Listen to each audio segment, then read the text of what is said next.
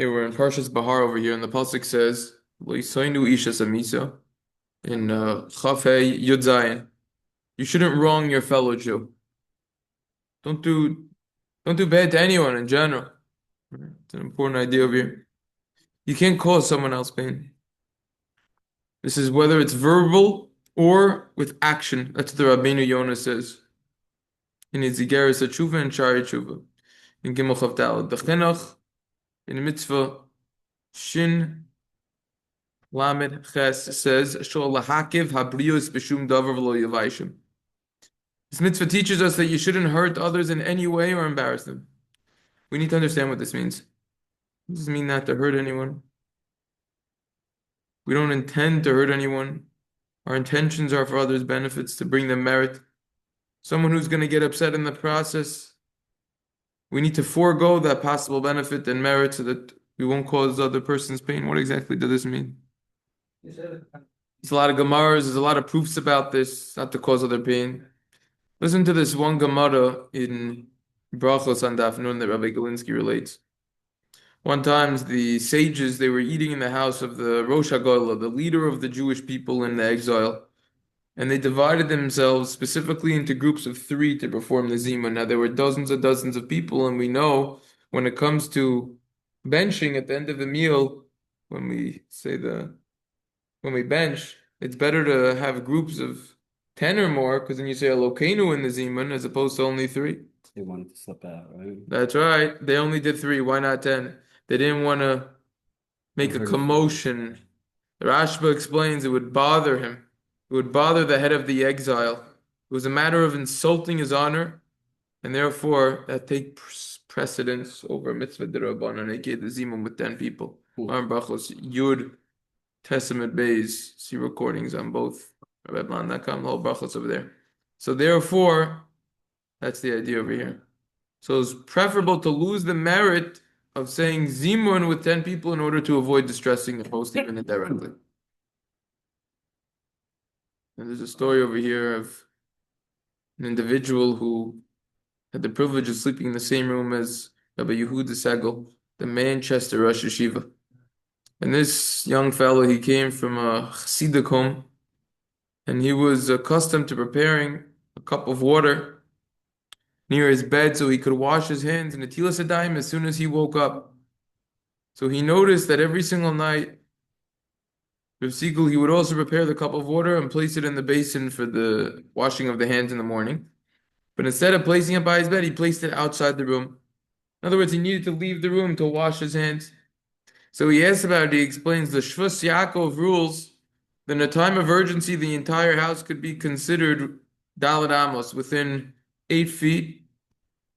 For when it comes to washing your hands in the morning, we discussed this in Siman Aleph on the Mishnah Berurah recording as well as Siman Dalet.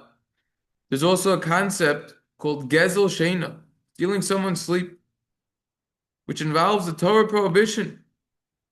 I usually wake up when you're still sleeping, and the sound of my washing could wake you up. There's nothing more urgent than that, so to say. In a time of urgency, we're allowed to be lenient. In other words, a person has to calculate when he's accepting upon himself the stringency. Is it at the expense of someone or else? That's the idea.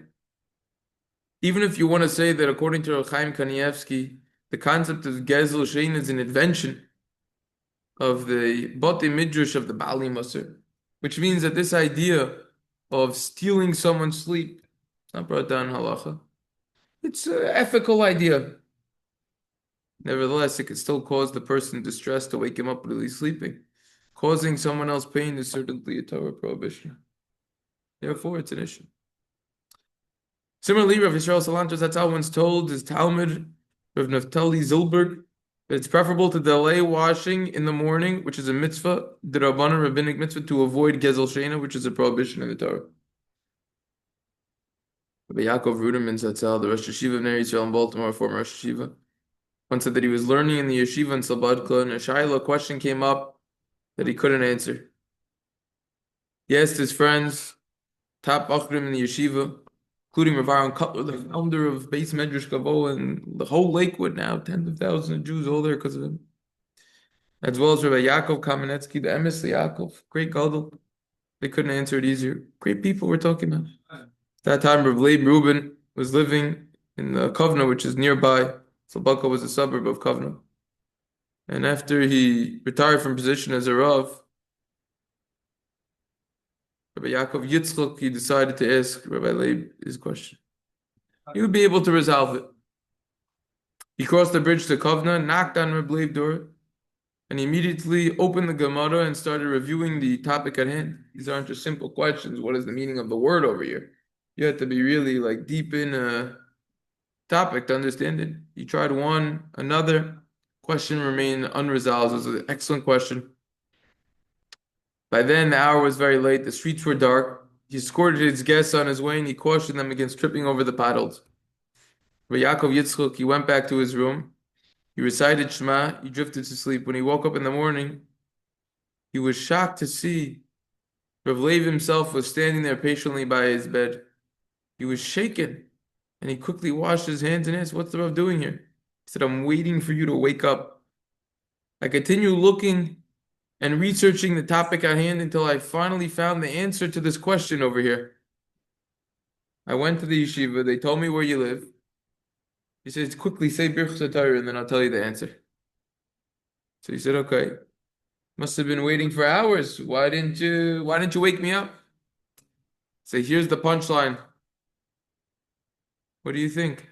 I should cause you to lose sleep? Then my coming will be considered a mitzvah haba ba'aveira. It will be a mitzvah that it was associated and was attached with the sin, and that would be a problem. You see how important we have to be not to cause pain towards others. That's the idea over here. That's the message. What could we add? We could add a lot. We could rant a tremendous amount on this. It's straightforward. You got to be nice to people. You can't cause pain to people. A person's driving like an animal, cutting people off. I mean, it's incredible what some people do. It's absolutely absurd how they drive around here. How selfish people could be. All the different things. How a person talks to someone else, how they treat someone else. This is basic stuff. You got to be very careful about this.